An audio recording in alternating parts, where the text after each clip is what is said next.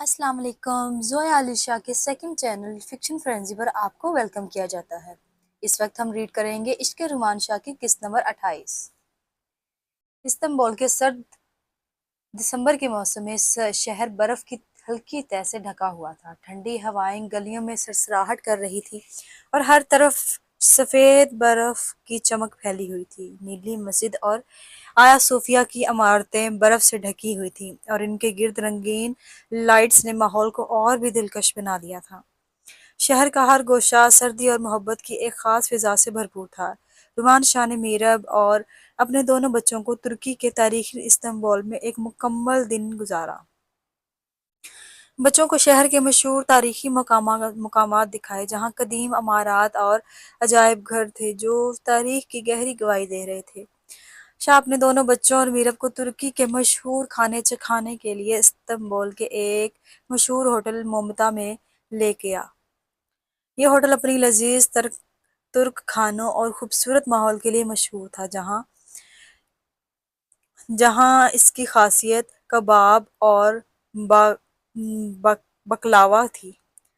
Turkish खानों का test थोड़ा अलग होता है, इसलिए मीरब को तो पाकिस्तानी खाना ही खाना था। इसलिए शाह इसे hotel based Turkish and Pakistani restaurant में ले गया, जहाँ पर पाकिस्तानी खाने बआसानी मिल सकते थे।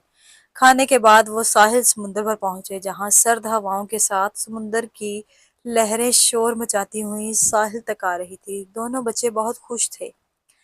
आयत कुछ ही दिनों में राइम से घुल मिल गई थी। बच्चे खेलना चाहते थे, जबकि मीरब पता नहीं क्यों इंजॉय से खौफ में गिरी हुई थी अनजाने से खौफ में गिरी हुई थी। वो बच्चों को जाने से नहीं दे रही थी।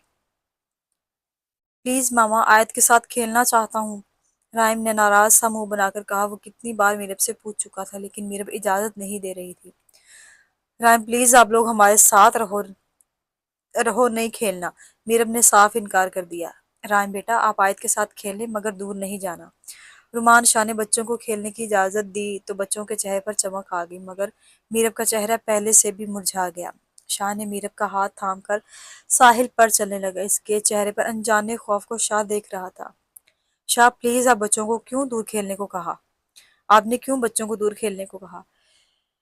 मीरब, तुम्हारे दिमाग में चल क्या रहा है? मैं वजाहत सुनना चाहता हूँ। कुछ भी नहीं, बस मैं चाहती हूँ कि बच्चों को अपने करीब रखूं और हम सब आपके बेहद करीब हों। हम आपसे एक सेकंड के लिए भी दूर ना हो।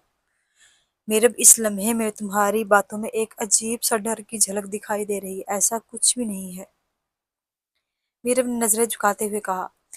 रुमान शाह ने गहरी निगाहों से इसे देखते हुए कहा, मैं बेवकूफ नहीं हूँ मीरब। अगर तुम नहीं बताना चाहती तो मैं खुद ही बता देता हूँ कि तुम्हारे अंदर किस तरह का खौफ का तूफान चल रहा है।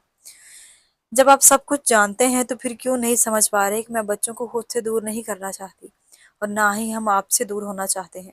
वो आहिस्ता आहिस्ता चलते हुए गोया दिल की गहराइयों से बोल रही थी। इसकी नजरें मुसलसल बच्चों पर मरकूज थी, जैसे वो इन्हें किसी खौफ या परेशानी से बचाना चाहती हूँ। मैं तुम्हारे डर को समझता हूँ, मगर मीरब, तुम्हारे डर में इस डर में रुमान शाह की हार छुपी हुई है। आज तुम्हें आज भी वो सब कुछ याद है जब मैं अपने बेटे की हिफाजत नहीं कर सका। तुम इस वक्त को ना भूली हो, ना शायद कभी भूलना चाहती हो। तुम्हारा डर साफ तौर पर यह जाहिर कर रहा है कि तुम्हारी नज़रों में मेरी कमज़ोर, बेबस और लाचार हूँ। तुम्हें आज भी ये लगता है कि मैं अपनी औलाद की हिफाजत नहीं कर सकता। तुम्हारा ये सोचना मेरे लिए शर्मिंदगी और दुख का बायस है। मुझे अफसोस है कि मैं अपनी बीवी को अपनी हवस का एहसास नहीं दे पाया। रुमान शाह आहिस्ता मगर सख्त लहजे में चेहरे पर गहरी उदासी और दुख के साथ ही सब कह रहा था। बच्चे कुछ ही दूरी पर फुटबॉल खेल रहे थे। शाह मुझे गलत समझ रहे हैं, ऐसा कुछ नहीं है, मीरब ने वजाहत देते हुए शर्मिंदगी से कहा। जाने शाह, ऐसा ही है। बच्चा नहीं हूँ, ना ही बेवकूफ़ हूँ।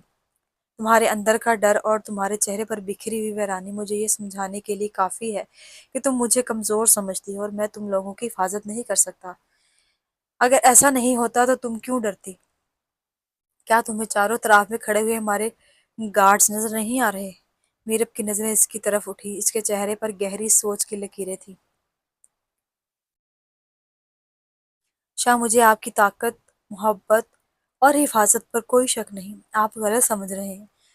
شاہ نے بات کرتے ہوئے ناراضگی سے اپنا ہاتھ میرب سے چھڑا لیا، لیکن میرب نے محبت سے اس کا ہاتھ دوبارہ اپنے ہاتھ میں پکڑتے ہوئے کہا، نہیں جانشا، میں تمہیں غلط نہیں سمجھ رہا، بات کو جس زاویے سے بھی دیکھو یا سوچو نتیجہ یہی نکلتا ہے، تم اپنے شاہ پر یقین نہیں کرتی۔ رومان شاہ کی آواز میں دل کی گہرائیوں سے دکھ اور مایوسی تھی، وہ واقعی یہ بات دل سے محسوس کر رہا تھا۔ شاہ پلیز میری بات تو سنیں، میرا پلیز صفائی مت دینا، تم اچھی طرح سے جانتی ہو کہ تمہارے دل کی بات کو سمجھنے کے لیے مجھے الفاظوں کی ضرورت نہیں ہوتی۔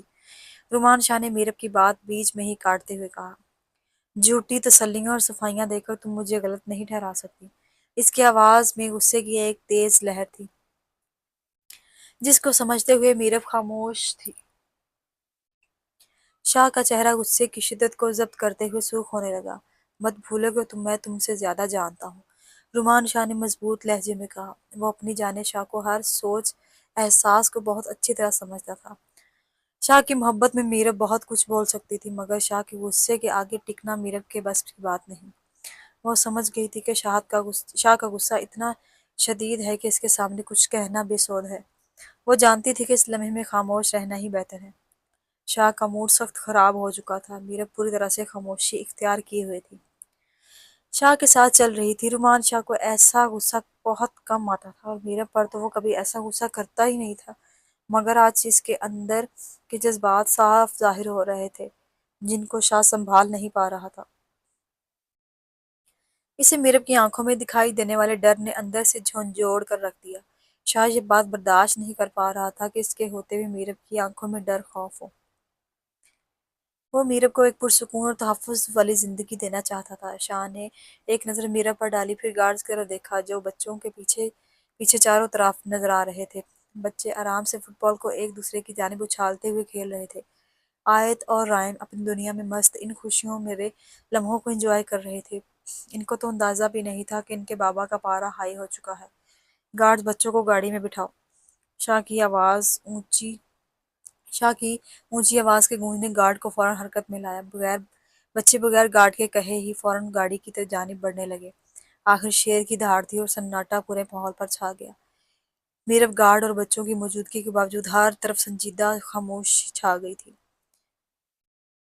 شاہ کا غصہ اور اس کی شخصیت کا رعب اس وقت واضح دکھائی دے رہا تھا۔ میرب خاموشی سے اس کے ساتھ چلتے ہوئے گاڑی میں آ کر بیٹھ گئی۔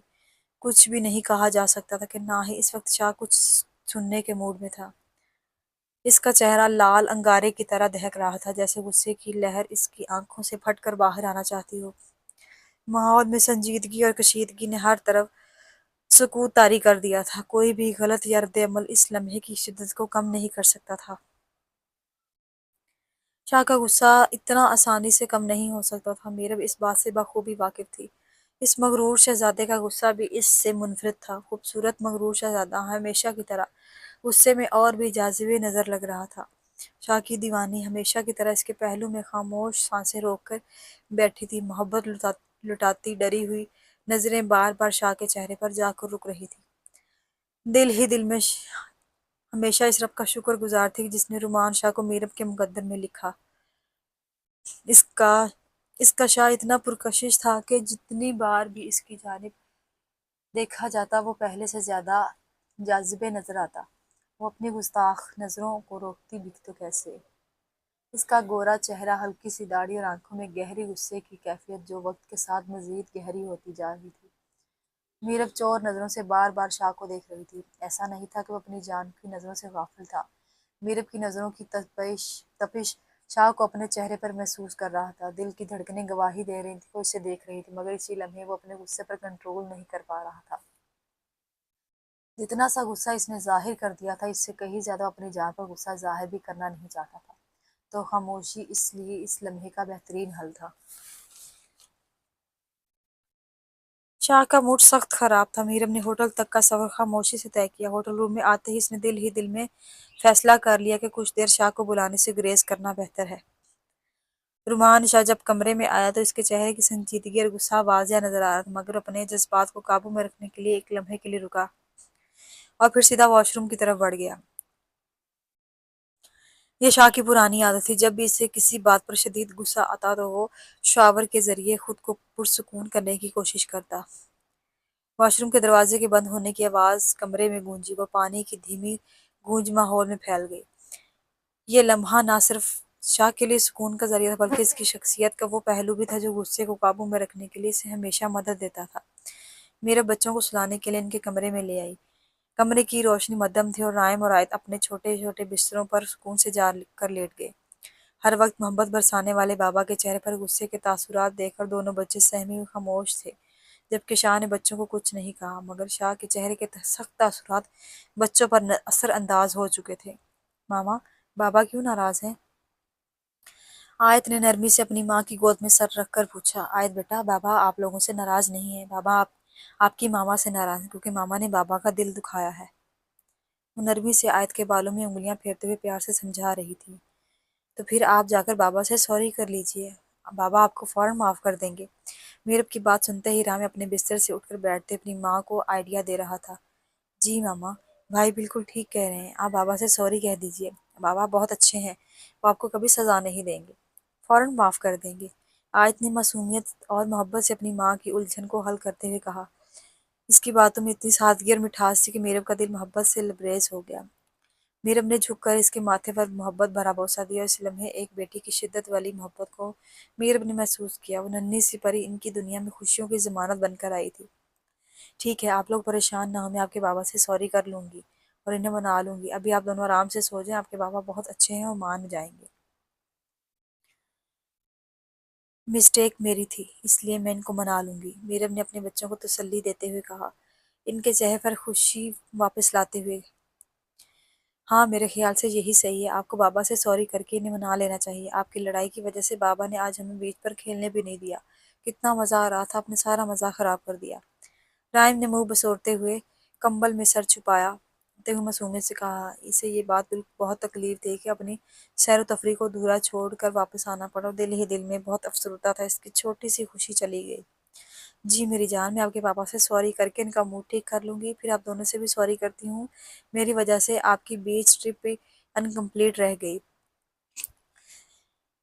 میرب نے نرم لہجے میں کہا۔ ان کی آنکھوں میں گہری اداسی تھی، جس سے وہ واقعی اپنے بچوں کا دکھ کا احساس کر رہی ہو۔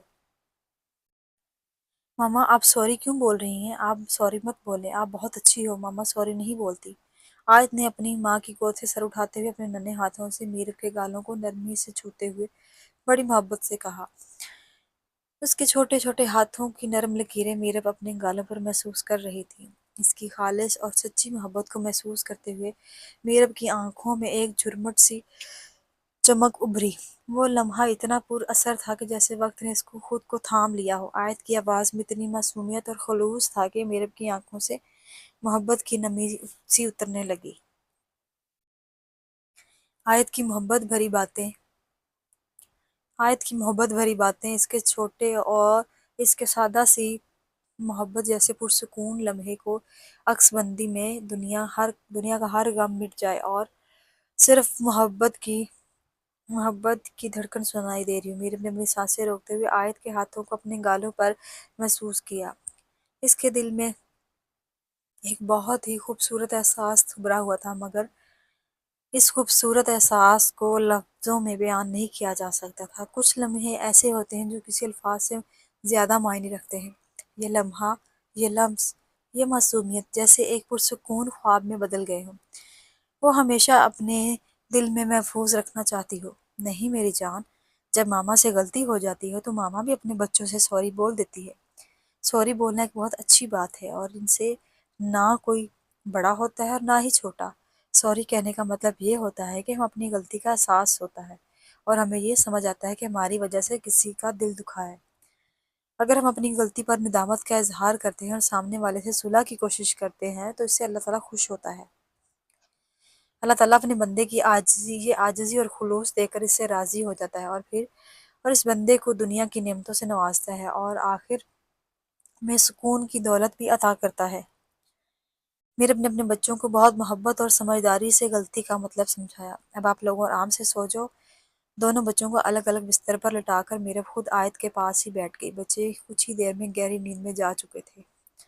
سارا دن انہوں نے اپنے بابا کے ساتھ استنبول کے بہت سے مقامات دیکھے تھے، بس لاسٹ کا پروگرام تھوڑا اپ سیٹ ہو گیا، ورنہ دن تو بہت اچھا گزرا تھا۔ تھکن کی وجہ سے انہیں فوراً ہی نیند آ گئی۔ میرب ان کی نرم سانسوں کو آواز سنتے سنتے ہی نرمی سے اٹھ کر ان کے کمبل ٹھیک کر رہی تھی۔ اس نے دل میں سوچا کہ بچوں کو سلا کر شاہ کے پاس جائے گی، شاید تب تک اس کے غصے کی شدت میں کمی بھی آ جائے۔ وہ شاہ کے غصے کو اترنے کی خاطر تھوڑا سا اور انتظار کرنا چاہتی تھی۔ بیٹھ کر آرام سے سر لگا کر سوچ رہی تھی اپنے شاہ کو کیسے منائے، لیکن کب اس کی پلکیں بند ہوئیں اور نیند کی آغوش سے اسے اپنی دسترس میں لے لیا، اسے خود ہی پتہ نہیں چلا۔ وہ خود کو روکنا چاہتی تھی، لیکن دل بھر کی تھکن اور جذبات کی کشمکش نے اسے لاچار کر دیا تھا۔ میرب بیٹھے بیٹھے گہر نیند میں جا چکی تھی۔ اسے اس بات کا احساس ہی نہیں ہوا کہ اتنا وقت گزر چکا ہے۔ جیسے ہی اس کی آنکھیں بند ہوئیں، سکون کی ایک گہری لہر نے اسے اپنی گرفت میں لے لیا اور پورے کمرے میں خاموشی چھا گئی۔ اسی لمحے دنیا کا ہر ہنگامہ ختم ہو گیا، صرف سکون اور راحت کا راج تھا۔ سلطان کمرے کے وسط میں کھڑا، اس کا چہرہ غصے سے سرخ ہو رہا تھا، آنکھوں میں غصے کی شدت سے اترا ہوا انتقام تھا۔ کمرے میں موجود ہر شخص کے جسم پر ایک سرد لہر تھی۔ سلطان کی آواز میں شدید غصہ تھا، اس کی زبان سے نکلے ہوئے ہر لفظ میں دھمکی کا زہر تھا۔ تم لوگوں کو یہاں میں نے صرف باتوں کے لیے نہیں رکھا، اگر تم میں سے کسی میں ہمت ہے تو کچھ کر کے دکھاؤ۔ شاہ میر ملک اور رومان شاہ نے مجھے اتنا نقصان پہنچایا ہے، یاد رکھو، سلطان اپنے دشمنوں کو کبھی نہیں چھوڑتا۔ سلطان ایک ایک لفظ کو چباتے ہوئے بول رہا تھا، جیسے منہ میں الفاظ نہیں بلکہ رومان شاہ اور شاہ میر ملک ہو۔ انہیں چبا کر مار دینا چاہتا ہوں۔ سر، ہم نے بہت پلاننگ کی، لیکن وہ ہمیشہ ہم سے ایک ہی کوئی نہ کوئی حل نکال لیتے ہیں۔ ہم ان کی فیملیز کے قریب تک نہیں جا سکتے۔ انہوں نے اتنی کڑی نگرانی میں اپنی فیملی کو رکھا ہوا ہے کہ ہم چاہ کر بھی ان کا کچھ نہیں بگاڑ سکتے۔ کمرے میں کھڑے سلطان کے خاص ایک شخص نے آہستہ سے ڈرتے ہوئے کہا، شٹ اپ، تمہارے پاس صرف بہانے ہوتے ہیں، اس کے سوا تم کچھ کر بھی نہیں سکتے۔ سلطان نے چیختے ہوئے کہا۔ سلطان کے آدمی نے ڈرتے ہوئے نظریں چکا لیں، وہاں کھڑا ہر شخص سلطان کے خوف سے کانپ رہا تھا۔ سلطان کی دہشت سے کوئی بھی اس کی آنکھوں میں آنکھیں ڈال کر نہیں دیکھ پاتا تھا۔ میں تمہیں بتا رہا ہوں، اگر میری پلاننگ میں ناکامی ہوئی تو میں ایک ایک کو اپنے ہاتھوں سے شوٹ کروں گا، اور یہ دھمکی نہیں، وعدہ ہے۔ اس کی آواز میں ایسی شدت تھی کہ کمرے کا ہر گوشہ لرز رہا تھا۔ وہ کمرے میں موجود ایک ایک شخص کی طرف گھوم کر بولا، تم لوگ کان کھول کر سن لو، اگر میری بات تم لوگوں کی کھوپڑی میں نہ گھسی تو کوئی میرے ہاتھوں سے نہیں بچ پائے گا۔ مجھے نتائج چاہیے، اور وہ بھی فوراً۔ سلطان کے الفاظوں میں اتنی شدت تھی کہ کمرے کا ماحول ہی بدل گیا، جیسے وہ شاہ میر اور رومان شاہ کی زندگی چھیننے کے لیے تیار۔ ہر شخص خوف کے مارے سر جھکائے کھڑا تھا۔ اس کی دھمکیوں کا اثر فوری طور پر ہوا، اور کسی میں جرأت نہ تھی کہ سلطان کی آنکھوں میں دیکھ سکے۔ کمرے میں گہری خاموشی تھی، اب اس کے اگلے حکم کا انتظار کر رہے تھے۔ سلطان نے اپنے آدمیوں کو خطرناک ٹارگٹس دے کر واضح کر دیا کہ انہیں ہر قیمت پر مکمل کرنا ہے۔ اس کی منصوبہ بندی ہمیشہ پیچیدہ اور خطرناک ہوتی تھی، اور اس کے بندے بخوبی جانتے تھے کہ ناکامی کا مطلب ان کے لیے دنیا میں کچھ بھی نہیں باقی رہے گا۔ کمرے میں چھائی گہری خاموشی صرف سلطان کے خطرناک منصوبے اور آواز کی گرج سے ہی سنائی دے رہی تھی۔ میرب کے منہ سے بے اختیار چیخ نکلی، جیسے مقابل کے بھاری ہاتھ نے حلق سے باہر نکلنے پہلے دبا دیا۔ گہری نیند میں میرب کو یوں لگا جیسے شاہ نے اپنے ہونٹوں میں اس کے نچلے ہونٹ کو دبا دیا، اپنے دانتوں سے اسے ہلکا سا کاٹ لیا ہو تاکہ وہ نیند سے جاگ جائے۔ یہ نرم لیکن شدت سے بھرپور حرکت تھی جو میرب کو فوراً ہوش میں لے آئی۔ شاہ کی اس حرکت کو میرب نے گہری نیند میں اپنے دماغ میں محسوس کر لیا تھا، کیونکہ ایسی شدت بھری حرکت صرف شاہ ہی کر سکتا تھا۔ میرب کو ہمیشہ سے اپنے شوہر کی حفاظت میں مکمل یقین تھا، لیکن آج کچھ ایسا تھا جس نے شاہ کو خود میں اتنا ڈبو دیا کہ وہ سوچتے سوچتے جیسے خود کو کھو بیٹھا تھا۔ شاہ کی حرکت کی وجہ سے میرب کی آنکھیں بے اختیار کھل گئیں۔ وہ نیند سے الجھتی ہوئی جاگ اٹھی۔ جیسے ہی اس کی نظر شاہ پر پڑی، وہ فوراً سمجھ گئی کچھ تو تھا جس نے اس کی نیند کو تڑپایا تھا۔ شاہ کا چہرہ غصے سے لال تھا، مگر اس میں ایک نرم سی محبت کی جھلک بھی تھی جو اس کی آنکھوں میں چمک رہی تھی۔ میرب کے لیے یہ سمجھنا مشکل تھا کہ اس وقت شاہ غصے میں ہے یا محبت میں۔ اس کے چہرے پر غصے کی شدت تھی، مگر اس کی آنکھوں میں ایک نرمی تھی جو کبھی کبھار غصے کی تہہ میں چھپ جاتی تھی۔ وہ جانتی تھی کہ شاہ کا غصہ ہمیشہ کی اس کی محبت کے پیچھے چھپ جاتا ہے، مگر اس لمحے وہ دونوں جذبات ایک ساتھ محسوس ہو رہے تھے۔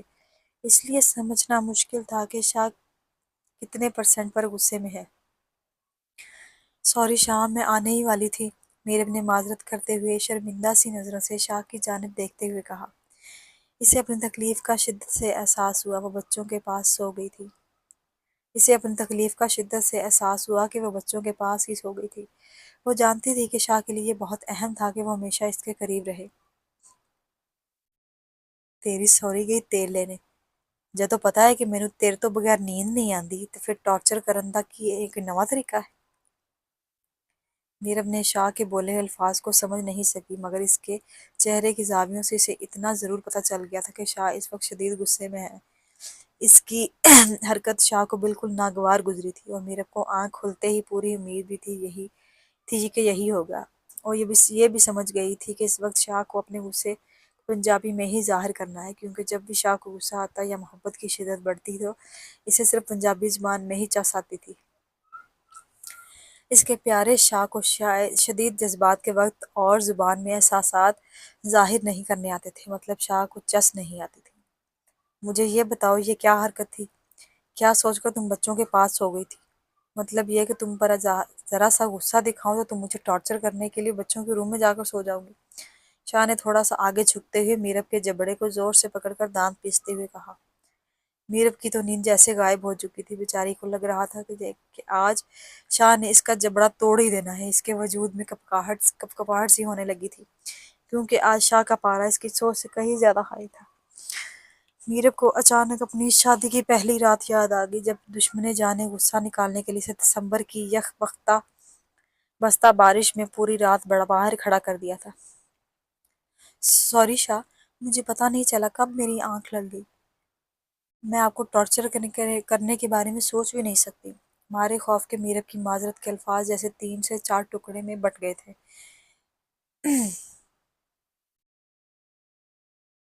چل کر سوری، تینوں سوری کرن دا بڑا شوق ہے نا، تے اج میں سوری کسے ہور انداز نال ہی قبول کراں گا۔ مطلب؟ میرب نے حیرانی سے شاہ کو دیکھا، جیسے وہ سمجھ نہ پائی ہو کہ شاہ کیا کہہ رہا ہو۔ میرب تم معصوم چھوٹی بچی نہیں ہو، میری باتوں کا مطلب تمہیں اچھی طرح سمجھ آتا ہے۔ یہ ڈرامے بازیاں بند کرو، مت بھولو تمہاری سوچ جہاں پر ختم ہوتی ہے تمہارے شاہ کی سوچ وہاں شروع ہوتی ہے، تو یہ ڈرامے بازیاں میرے ساتھ مت کیا کرو۔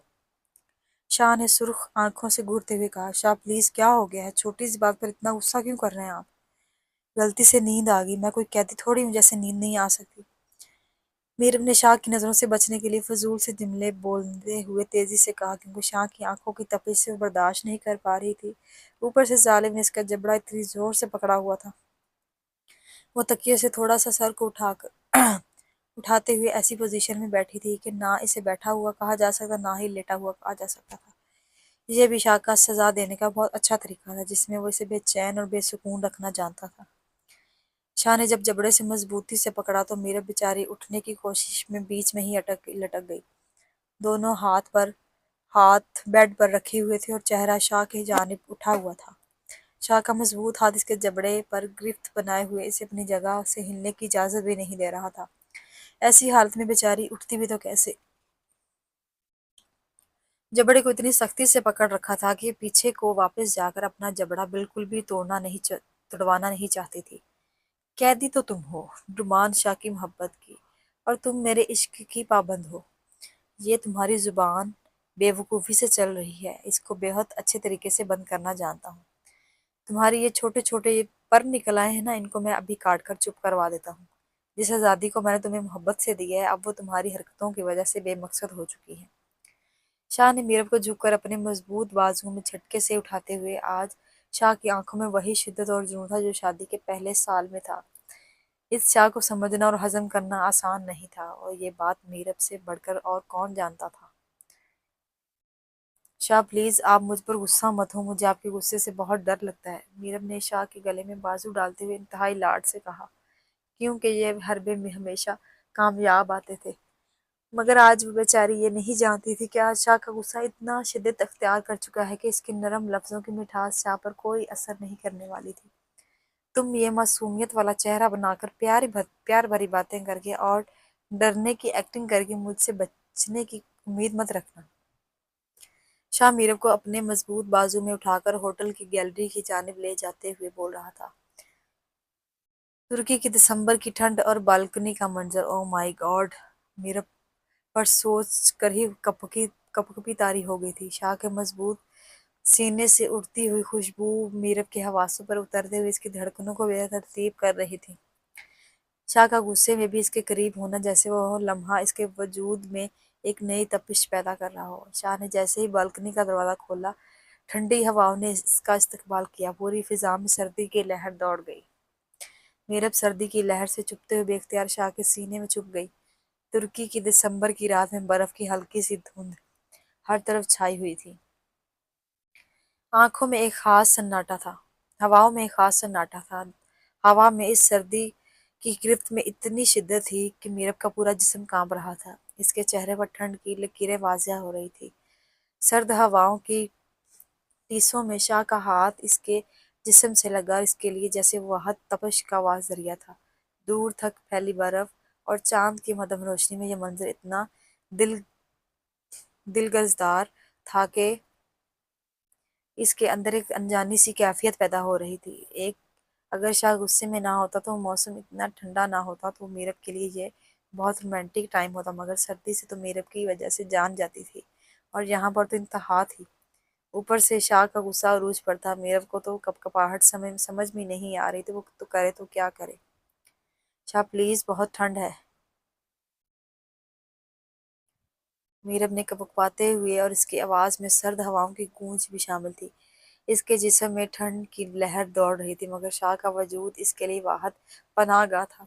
شاہ کے وجود کی حرارت اسے سکون دے رہی تھی، مگر بے سکون کرنے والا بھی تو دشمن جاں خود تھا۔ اس کی قربت میں کچھ ایسا جادو تھا کہ میرب اس کی قربت کے سحر میں جکڑی جاتی تھی۔ شاہ اسے اپنے بازو میں اٹھائے ہوئے ایسے کھڑا تھا جیسے میرب کوئی کانچ کی گڑیا ہو جس کا کوئی وزن نہ ہو، اور اس کی ہر حرکت میں ایک غیر معمولی نرمی تھی۔ وہ میرب کو اپنے سینے سے چمٹائے ہوئے جیسے وہ اسے اپنی تمام دنیا کا قیمتی ترین خزانہ سمجھتا ہو۔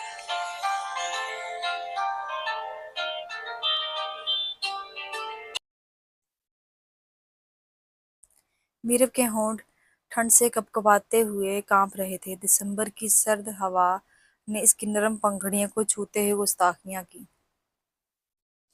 شاہ پلیز اندر چلیں، وہ التجا کر رہی تھی۔ نہیں میری جان، کو بہت نیند آ رہی تھی، اس لیے تم آرام سے سو جاؤ، وہ سپاٹ لہجے میں بولا۔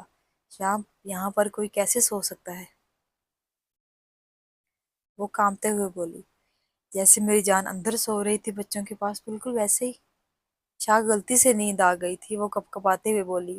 غلطی سے کچھ بھی نہیں ہوتا۔ اب تمہیں مجھ سے محبت نہیں ہے، تمہیں مجھ پر یقین نہیں ہے، تو محبت اور یقین کا مطلب سمجھنا ضروری ہے، شاہ نے سخت انداز میں مضبوط لہجے میں کہا۔ اس لیے خاموشی سے میری باہوں میں سو جاؤ، ورنہ میں تمہیں اس سے بھی کڑے امتحان میں ڈال دوں گا۔ شاہ کا فیصلہ اٹل تھا۔ شاہ آپ کتنے بے رحم ہیں، اس ٹھنڈ سے میری جان نکل رہی ہے، میرب نے کپکپاتے ہوئے کہا۔ اس کے الفاظ میں ہلکی سی بے بسی تھی، مگر شاہ کی آنکھوں میں وہی شدت اور غصہ قائم تھا۔ اس کی کسی بات کا اثر نہیں ہو رہا تھا، وہ ساکت تھا جیسے وقت کی دھڑکن بھی رک گئی ہو۔ اور بتاؤ، میں اور کیا ہوں؟ میں ظالم ہوں، محبت کے لائق نہیں ہوں، تم لوگوں کی حفاظت نہیں کر سکتا، بھروسے کے لائق نہیں ہوں۔ شاہ میرب کی ہر بات کو اپنے انداز سے سوچ رہا تھا۔ اب میرب کو شاہ کے غصے کی نوعیت کا شدت سے احساس ہونے لگا تھا۔ اسے سمجھ آ رہا تھا کہ شاہ اس کی سوچ سے کہیں زیادہ غصے میں ہے۔ اب میرب کی دھڑکنیں شاہ کی ناراضگی سے بند ہونے لگی تھیں۔ میرب ہر مشکل سے گزر سکتی تھی، مگر شاہ کی ناراضگی ہمیشہ کی طرح اسے بے چین کر رہی تھی۔ وہ تو بس یہ سوچ رہی تھی کہ شاہ ناراض ہے اور وہ اسے منا لے گی، مگر شاہ تو اندر سے ٹوٹا ہوا تھا۔ اس کے آخری الفاظ بہت تکلیف دہ تھے۔ شاہ، میرا ہرگز وہ مطلب نہیں تھا، میرب نے تڑپ کر اسے سینے سے سر نکالتے ہوئے کپکپاتے لہجے میں کہا۔ شاہ دونوں ہاتھ شاہ کی داڑھی والے گالوں پر رکھتے ہوئے محبت کی حدت بھری نگاہوں سے اسے دیکھا۔ نہیں میرب، تمہارا جو بھی مطلب ہے، آج تم مجھے سمجھاؤ، میں تیار ہوں، لیکن تمہاری نظروں میں وہ سب کچھ نہیں دیکھ سکتا جو مجھے ہر لمحہ محسوس کرواتی ہو، کہ میں تمہارے اندر سے وہ ڈر ختم نہیں کر پا رہا۔ کیوں؟ ہر لمحہ تم مجھے احساس دلاتی ہو کہ میں کمزور تھا، میں بہت کمزور تھا، میں اس وقت اپنے بیٹے کو بچا نہیں پایا، اس لمحے کو تم نے ہماری زندگی میں قید کر لیا اور تم سے جانے ہی نہیں دیتی، اور پھر کہتی ہو کہ میں غلط فہمی کا شکار ہوں۔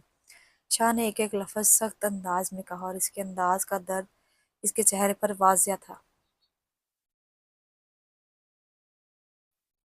شاہ ایسا نہیں ہے، میں سب کچھ جان بوجھ کر نہیں کرتی، پلیز اگر آپ میری وجہ سے غصے میں ہیں تو میں آپ سے معافی مانگتی ہوں۔ گڈ، یہ کام تم بہت اچھا کرتی ہو، تمہیں صرف سوری کہنا آتا ہے اور ان کو صرف اسی لیے استعمال کیا کرو۔ شاہ نے اس کی پنکھڑیوں پر سختی سے لبوں کو رب کرتے ہوئے شدت بھری نگاہوں سے دیکھتے ہوئے کہا، شاہ آپ غلط کہہ رہے ہیں، آپ میرے پیار پر شک کر رہے ہیں۔ میرے اپنی آنکھوں میں نمی آ گئی، ٹھنڈ کی شدت نے اس کی ہونٹوں کو لرزتے ہوئے الفاظ ادا کرنے میں مشکل میں ڈال رکھا تھا، لیکن شاہ اپنے غصوں کی کو سکون سے کھڑا، دونوں کے لیے موسم مختلف تھا۔ میرب کے لیے یہ موسم سردی کی انتہاؤں تک تھا، جبکہ شاہ کے لیے یہ جذباتوں کی شدت سے بھرا ہوا گرم تھا۔ کیوں؟ صرف شک کرنے کا حق صرف تمہارے پاس ہے، اور پیار کی بات نہ کرو۔ یہ تمہارا پیار تھا جب تم مجھے غصے میں چھوڑ کر خود پرسکون ہو کر اپنے بچوں کے ساتھ جا کر سو گئی، اور پھر تم سے اسے پیار کہتی ہو۔ شاہ آج آپ کو کیا ہو گیا ہے؟ آپ اتنا غصہ کیوں کر رہے ہیں؟ آپ مجھے بتائیں، میں کوئی وضاحت نہیں دوں گی، صرف اتنا بتائیں کہ میں ایسا کیا کروں کہ آپ کو آپ کے تمام سوالوں کا جواب مل جائے۔ آپ مجھے معاف کر دیں کیونکہ میں آپ کی ناراضگی برداشت نہیں کر سکتی۔ مجھ سے نہیں ہوتا، پلیز، میرے پاس ایسا کوئی طریقہ نہیں ہے، اگر تمہارے پاس ہے تو تم آزما لو۔ چاہو تو بھاگ کر اپنے بچوں کے ساتھ جا کر دل کے سب غم دور کر کے سو جاؤ۔ شاہ کے لہجے میں سرد اور ٹوٹے ہوئے غصے کو ایک عجیب سی شدت تھی، جیسے وہ خود بھی اپنے الفاظ پر قابو نہ پا رہا ہو۔ میرب کچھ دیر کے لیے خاموش ہو گئی، جیسے اس کے اندر کی ساری جذباتی طاقت ایک دم ساکت ہو گئی۔ شاہ کے الفاظ اس پر اتنے گہرے اثر ڈال چکے تھے۔ شاہ، آپ بالکنی کا دروازہ اچھی طرح سے اندر سے بند کر لیجیے گا اور جا کر آرام کریں، میرب نے نرم لہجے میں کہا۔ چہرے کے تاثرات ایسے تھے جیسے وہ کسی نتیجے پر پہنچ چکی ہو، گویا اس نے کسی اہم فیصلے کا ادراک کر لیا ہو۔ کیا؟ شاہ نے حیرت سے کہا۔ میں نے کہا آپ اندر سے دروازہ بند کر لیں اور مجھے شادی کی اس پہلی رات کی طرح یہاں پر ٹھنڈ میں کھڑا رہیں تاکہ میں آپ کو اپنی محبت کا یقین دلا سکوں۔ اتنے سالوں میں کچھ بھی نہیں بدلا، اس وقت بھی آپ کو میری محبت کا ثبوت چاہیے تھا اور آج بھی ثبوت چاہیے، تو آج میں خوشی خوشی وہ ثبوت دوں گی۔ میرب کے لہجے میں ٹھنڈ کی کپکپاہٹ اور ایک خاموشی بھرا درد تھا۔ شاہ گہری نظریں میرب کے چہرے پر گاڑے ہوئے اسے چک ٹک دیکھے جا رہا تھا۔ محبت کا کوئی ثبوت نہیں ہوتا، محبت خود ایک ثبوت ہوتی ہے۔ شاہ کے الفاظ میں ٹھہراؤ تھا۔ آپ نے ایک بار یہ بھی کہا کہ محبت میں شک کی گنجائش نہیں ہوتی، تو یہ بات آپ پر بھی لاگو ہوتی ہے۔ میرب آنکھوں میں آنکھیں ڈال کر کپکپاتے ہوئے ہونٹوں سے بول رہی تھی۔ بڑھتی ہوئی رات کے ساتھ سردی کی لہریں شدت سے بڑھ رہی تھی اور میرب کا جسم ٹھنڈ سے کانپ رہا تھا۔ میں اپنے فیصلے پر قائم ہوں، میں نے انکار نہیں کیا، شک کا تو سوال ہی نہیں۔ میں جو کچھ کہہ رہا ہوں وہ پورے یقین کے ساتھ کہہ رہا ہوں، اگر تم میرے یقین کو جھٹلا سکتی ہو تو جھٹلاؤ۔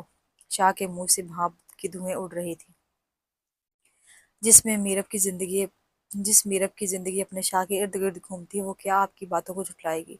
جس کی خوشی اور مسکراہٹ کا واحد مقصد آپ ہوں، اس میں اتنی ہمت نہیں کہ وہ آپ کی باتوں کو جھٹلا سکے۔ پتہ نہیں کہاں سے آپ نے اتنی ساری غلط فہمیاں اپنے دل میں پا لی ہیں۔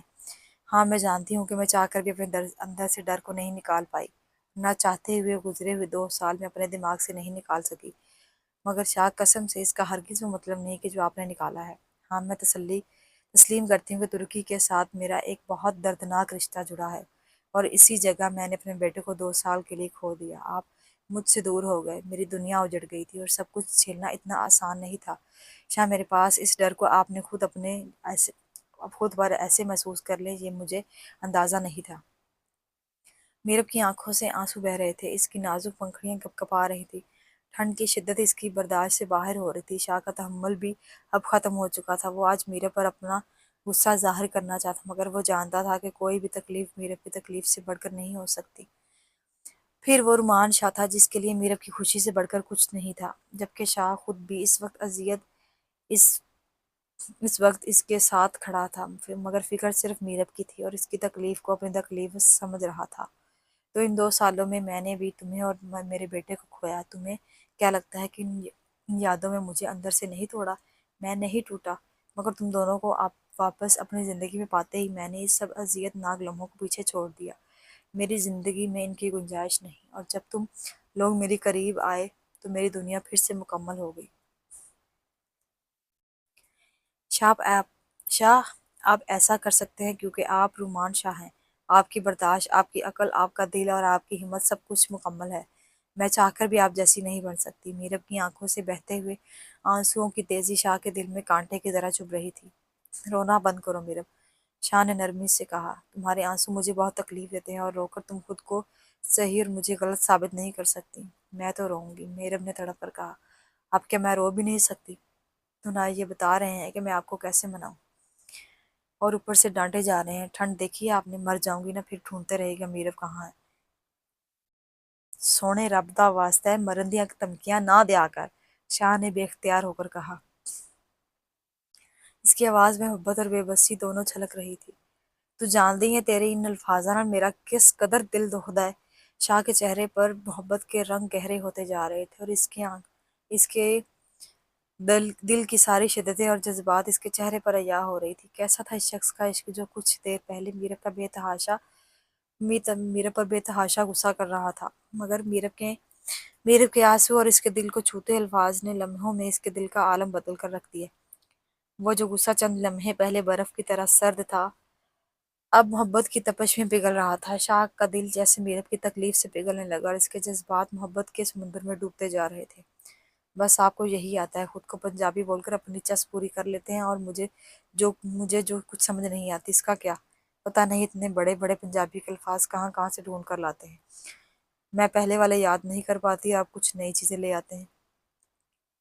بے اختیار میرب کے منہ سے روتے ہوئے لبوں پر مسکراہٹ سی پھیل گئی۔ ہنستے ہوئے میرب کی ٹھنڈی پنکھڑیاں شاہ کے دل پر بجلیاں گرانے کے لیے کافی تھی۔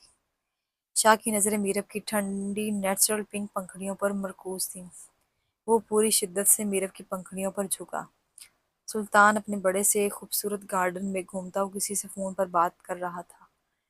گارڈن میں ہر طرف مہکتے پھولوں کی قطاریں تھی۔ شام کی دھیمی سی روشنی بہت دلکش لگ رہا تھا۔ ہوا میں پھولدار پودوں کی دھیمی دھیمی خوشبو اور بہتے فوارے کی مدھم آواز ماحول کو اور بھی پرسکون بنائے ہوئے تھے۔ گارڈن کے بیچ میں کافی مہنگے خوبصورت صوفے رکھے ہوئے تھے، مگر سلطان مسلسل چل رہا تھا، جیسے کوئی سوچ یا بات اسے ایک جگہ پر بیٹھنے نہیں دے رہی تھی۔ اشال اوپر ٹیرس پر کھڑی یہ سب کچھ دیکھ رہی تھی۔ وہ الجھن میں تھی کہ سلطان فون پر کس سے بات کر رہا تھا۔ وہ بڑے محتاط انداز میں بات کر رہا تھا، آواز بہت دھیمی تھی، لیکن اس کے چہرے پر خوشی کی لالی صاف ظاہر کر رہی تھی کہ وہ کوئی ایسی بات اس کو فون پر سننے کو ملی ہے جس سے وہ بہت مطمئن اور خوش ہے۔ وہ ادھر ادھر سے چلتا ہوا کسی گہری سوچ میں مگن نظر آ رہا تھا۔ اشال کو محسوس ہوا کہ سلطان کسی اہم منصوبے پر کام کر رہا ہے، اور نہ جانے کیوں اس کا دل کہہ رہا تھا کہ سب کچھ رومان شاہ سے جڑا ہوا ہے، لیکن وہ کیا کہہ رہا تھا یہ بات اشال کے لیے معما بن گئی تھی۔ گارڈن کا سکون اور سلطان کا پراسرار رویہ دونوں اشال کے لیے بے چینی بڑھا رہے تھے۔ اشال نے مزید سوچنا چھوڑ دیا، تیزی سے سیڑھیوں سے اترتے ہوئے نیچے گارڈن کی طرف بڑھنے لگی۔ وہ چھپ کر سننا چاہتی تھی کہ سلطان آخر رومان شاہ کے خلاف کیا منصوبہ بنا رہا ہے۔ سلطان کے لہجے میں جو اعتماد اور اسرار تھا، اس نے اشال کو بے چین کر دیا تھا۔ اشال رومان شاہ کو نقصان سے بچانا چاہتی تھی۔ رومان شاہ کے لیے اس کے دل میں جو جذبات تھے وہ اتنے گہرے تھے کہ وہ کسی بھی حد تک جا سکتی تھی۔ سلطان کے پراسرار انداز نے اس کے دل میں خوف سا پیدا کر دیا تھا جس کا جواب تلاش کرنا ضروری تھا۔ اشال نیچے آ کر دیوار کے ساتھ چھپ کر کھڑی ہو گئی۔ سلطان اس وقت خاموش تھا، شاید وہ سامنے والے کی بات کو بڑی توجہ سے سن رہا تھا۔ مجھے تم سے یہی امید تھی، میں خوش کہ تم اپنے مقصد میں کامیاب ہو۔ ایسے ہی تو میں نے تم پر اعتماد کیا تھا، تم واقعی میرے یقین کے لائق ہو۔ سلطان کی آواز میں خوشی کی گہری جھلک تھی۔ یہ صاف ظاہر تھا کہ اس کا کوئی بہت بڑا منصوبہ کامیاب ہو رہا ہے۔ اشال کا دل عجیب سی بے چینی میں گھرا ہوا تھا۔ وہ سمجھ نہیں پا رہی تھی کہ سلطان کس سے بات کر رہا ہے۔ یہ بات اس کے لیے غیر معمولی تھی، کیونکہ سلطان اکثر ہر معاملے میں اشال کو اپنے ساتھ شامل رکھتا تھا، مگر اس بار سلطان نے نہایت محتاط انداز اپناتے ہوئے اسے اپنے بارے میں کچھ بھی نہیں بتایا۔ اشال مسلسل سلطان کی بات کو سننے کی کوشش کر رہی تھی، مگر اچانک وہ خاموش ہو گیا۔ اشال نے احتیاط سے تھوڑا سا آگے بڑھ کر دیکھنے کی کوشش کی کہ وہ خاموش کیوں ہو گیا، لیکن جیسے ہی اس نے جھانکا وہ حیرت اور خوف سے 2 قدم پیچھے ہو گئی۔ سلطان بالکل اس کے سامنے کھڑا تھا، اس کی آنکھوں میں گہری سنجیدگی اور چہرے پر عجیب سی پراسرار مسکراہٹ تھی۔ سلطان کا خوف اشال کے چہرے پر صاف جھلک رہا تھا۔ کیا ہوا بیبی، ڈر گئی؟ سلطان نے آگے بڑھ کر اشال کے قریب آتے ہی پیچھے سے اس کے بالوں کو سختی سے جکڑ لیا۔ اس کی نظریں انگارے برساتی ہوئی اور لہجے میں ایک عجیب سی سختی اور طنز چھپا تھا۔ مجھے معاف کر دیجیے پلیز، میرا ایسا کوئی مقصد نہیں تھا، اشار خوف زدہ ہو کر لفظوں کو توڑتے ہوئے بولی۔ میں تو بس اس لیے یہاں رک گئی تھی کہ آپ فارغ ہو جائے، پھر آپ کے ساتھ بیٹھ کر کچھ دیر باتیں کروں گی اور ساتھ میں چائے پئیں گے۔ وہ گھبراہٹ میں اپنی بات مکمل کرنے کی کوشش کر رہی تھی۔ تجھے کیا سلطان سائیکل پاگل لگتا ہے؟ تم مجھے دھوکہ دے گی اور 2 ٹکے کی کم عقل لڑکی؟ وہ گھراتے ہوئے اس کے بالوں کو اور بھی زور سے جھنجھوڑتے بولا۔ نہیں سلطان، میں ایسا کیوں کروں گی؟ وہ بالوں کی درد سے تڑپ اٹھی۔ اس نے اپنے سر کے پیچھے ہاتھ رکھتے ہوئے بالوں کو چھڑانے کی کوشش کی۔ تو ایسا کیوں کرے گی؟ تجھے کیا لگتا ہے کہ میں نہیں جانتا؟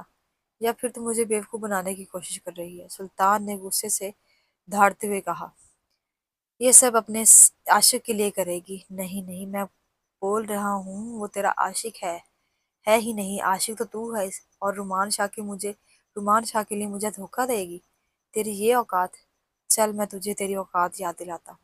اس کے بالوں سے مضبوطی سے پکڑ کر اسے گھسیٹتے ہوئے روم کے اندر لے جا رہا تھا۔ شال تڑپ کر اپنے بالوں کو چھڑانے کی بے چینی سے کوشش کر رہی تھی، مگر سلطان کے ساتھ ساتھ وہ روتی ہوئی بے بس چلتی جا رہی تھی۔ سلطان چھوڑو، مجھے درد ہو رہا ہے، وہ سسکیاں بھرتے ہوئے درد سے تڑپتے ہوئے بولی۔ درد سے ہر لفظ اس کے گلے میں پھنس رہا تھا۔ تجھے تو درد تو میں نے دیا ہی نہیں بیبی، اب چلو تمہیں درد سے روشناس کرواتا ہوں۔ سلطان کا لہجہ اتنا سخت تھا کہ لگتا تھا کہ وہ اسے بے رحمی کا سبق سکھانے والا ہے۔ تمہیں تمہاری اوقات یاد دلاتا ہوں۔ تم نے سلطان کو دھوکہ دینے کی جرات کی ہے۔ وہ اسے روم میں گھسیٹتے ہوئے فرش پر زور سے پٹکتے ہوئے چیخا۔ تم جیسی بیوقوف کو بار بار اوقات یاد دلانی پڑتی ہے، کیا کروں؟ تمہیں اپنی اوقات بھول جاتی ہے، مگر کوئی بات نہیں بیبی، ٹینشن نہیں لینی، میں ہوں تمہاری اوقات اور تمہاری حقیقت کیا ہے۔ سلطان کی آنکھوں میں شیطان کی جھلک تھی، اس کے انداز میں غرور تھا اور لفظوں میں ایسی تنقید اور طنز تھی جو اس کی شیطانی فطرت کو واضح طور پر واضح کر رہی تھی۔ اس کی آنکھوں میں گہری چمک تھی، وہ صرف طاقت کے غرور کی نہیں بلکہ اس کی شاطرانہ سوچ کی بھی عکاسی کر رہی تھی۔ اس کے چہرے پر بے رحم مسکراہٹ تھی اور اس کی چالاکی اور شیطانی فطرت کو ظاہر کرنے کے لیے کافی تھی۔ شال کے آنسو رخسار کو بھگو رہے تھے۔ وہ جانتی تھی کہ سلطان اسے بری طرح مارے گا، تشدد کرے گا۔ سلطان کی فطرت میں شامل تھا۔ سلطان مجھے مارنا مت، میں تھک گئی ہوں تمہارے ہاتھوں سے مار کھاتے ہوئے، مجھے مارنا مت۔ اگر تم سچائی جاننا چاہتے تو سچائی میں اپنے منہ سے بتا دیتی ہوں۔ وہ پیچھے کی طرف سکرول کرتی ہوئی خود کو بچانے کی کوشش کر رہی، ڈر کے مارے آنسوؤں میں اس کی آنکھوں میں بہتے ہوئے گالوں کو بھگو رہے تھے۔ تو حرکتیں ہی ایسی کرتی ہو جس کی وجہ سے مجھے تجھے مارنا پڑتا ہے۔ سلطان ایڑیوں کے بل نیچے بیٹھتے ہوئے اس کے جبڑے کو پکڑ کر اس حد تک دبا رہا تھا جیسے اسے توڑ دے گا۔ چل شاباش، تو بتا چھپ کر کیا کر رہی تھی؟ پتا تو مجھے ہے، پر تو بتا وہاں پر کیا کر رہی تھی؟ سلطان کا تیکھا لہجہ اور غصے سے بھرا ہوا تھا۔ وہ ہچکچاتے ہوئے کچھ کہنے کی کوشش کری مگر خوف اور درد کے مارے اس کے الفاظ ٹوٹنے لگے۔ سلطان کا شیطانی قہقہ گونج اٹھا اور اس کے الفاظ اور اس کی حالت سے لطف اندوز ہو رہا تھا۔ اس کی آنکھوں میں ایک خطرناک چمک تھی جو اس کی شیطانی فطرت کو پوری طرح ظاہر کر رہی تھی۔ وہ سچ میں ایک خونخوار اور بے رحم شخص تھا جسے دوسروں کی تکلیف میں خوشی ملتی تھی۔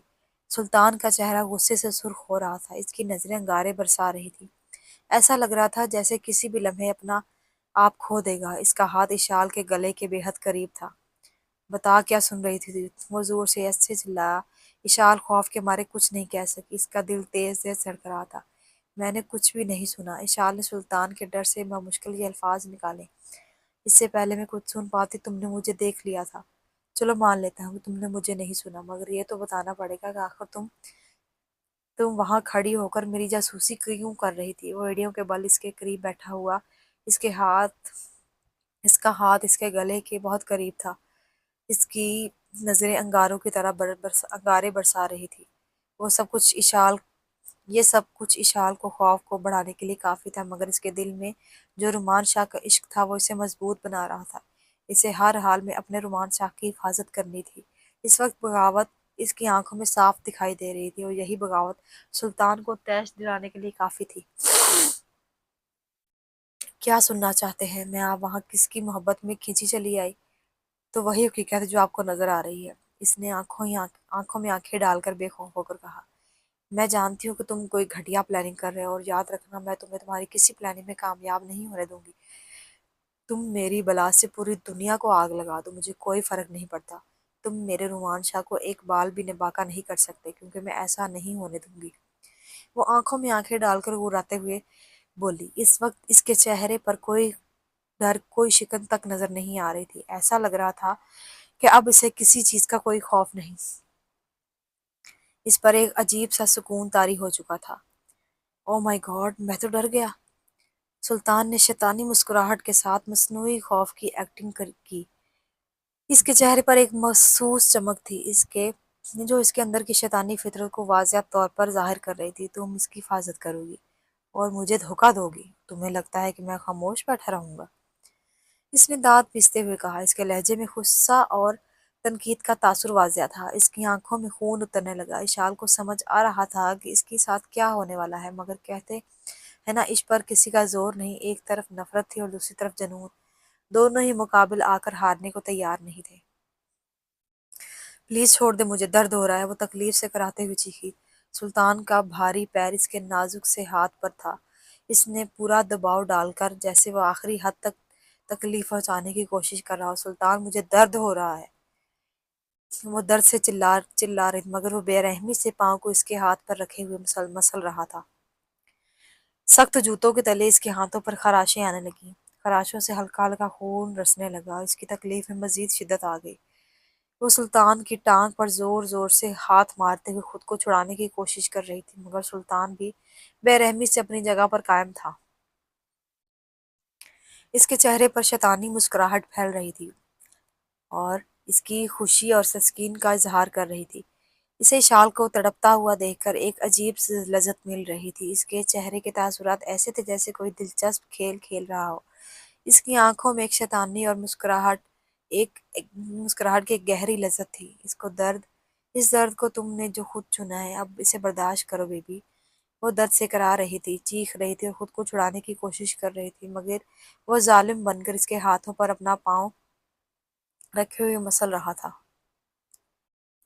تم پر اللہ کا عذاب نازل ہو، تم مر جاؤ، تمہیں قبر بھی نصیب نہ ہو۔ اس درد کی شدت سے اشارے سے بددعائیں دے رہی تھی۔ اللہ کا عذاب تو مجھ پر بعد میں نازل ہوگا، پہلے تو میں تم پر عذاب نازل کھڑا ہوں۔ کہہ کر ہنسا۔ تم جیسے بچانے کی کوشش کر رہی ہو، جس کے تکلیف برداشت کر رہی ہو، اس کا تم سے کوئی لینا دینا نہیں۔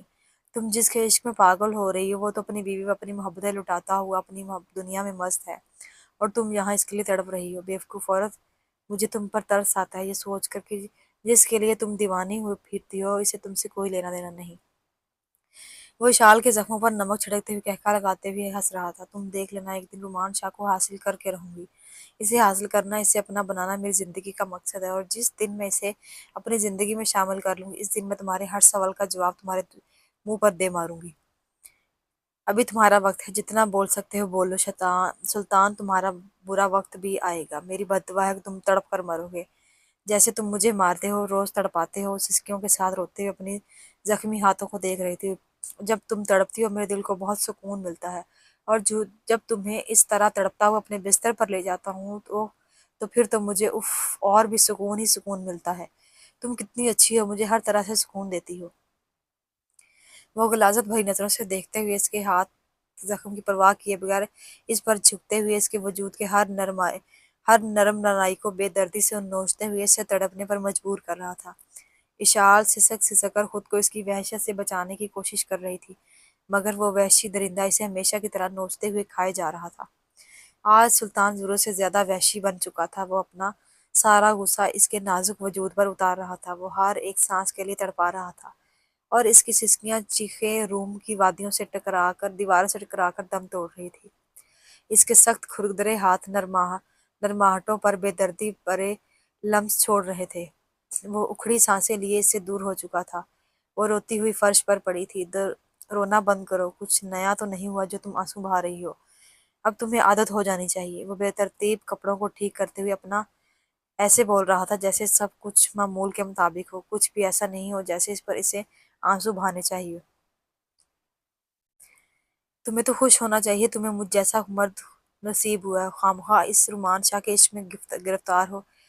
میرا تشدد برداشت کرتی ہو، آرام سے رہو، خود بھی خوش رہو اور مجھے بھی رہنے دو۔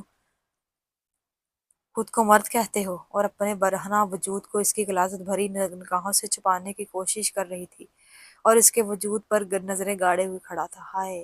اسے لمبا کھینچتے ہوئے تنزیہ نگاہوں سے دیکھ کر کہا، مرد تو میں ہوں، میرے مرد ہونے کا ثبوت تمہارے پورے وجود پر نظر آ رہا ہے، ابھی بھی ثبوت چاہیے؟ وہ شیطانی ہنسی ہنستے ہوئے اسے حقارت اور غلاظت کی نظروں سے دیکھتا ہوا روم کا دروازہ کھول کر جا چکا تھا۔ وہ اپنے وجود پر اس کی وحشت کے نشان دیکھ کر روتی ہوئی سسک کر رو رہی تھی۔ ایک دن میں اس تکلیف کا احتمام انتقام ضرور لوں گی۔ وہ وقت میری جیت کا ہوگا سلطان، جس دن نعمان شاہ مجھے اپنی حفاظت میں لے لے گا۔ میں دیکھوں گی پھر تم کب کیسے مجھ پر گندی نگاہ ڈالتے ہو۔ سچ کہتے ہیں کہ سوچوں پر پہرے نہیں ہوتے، اگر پہرے ہوتے تو نعمان شاہ کو اشال اپنے دماغ میں کبھی نہ سوچ پاتی۔